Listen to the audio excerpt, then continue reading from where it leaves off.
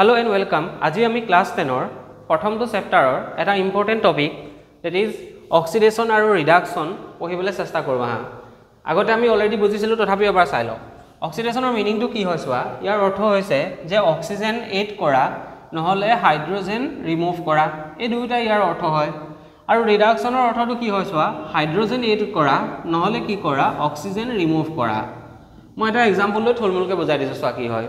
যেনেকৈ ধৰি লোৱা মই ইয়াত লৈছো কপাৰ লৈছো প্লাস O2 লৈছো অক্সিজেন লগাইছো ইয়াত মই হিট দিছো তেতিয়াহলে ইয়াত কি ওলাব CuO ওলাব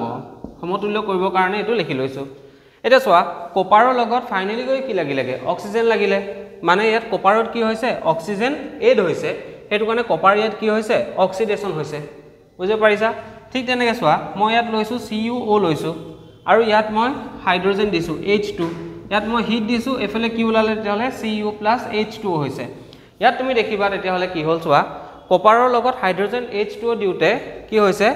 কপাৰটো অকলহৰিয়াকে ওলাই গৈছে মানে কপাৰে অক্সিজেন ৰিলিজ কৰিছে আৰু যত অক্সিজেন ৰিমুভ হয় হেতু হয় ৰিডাকশন থ্যাংক ইউ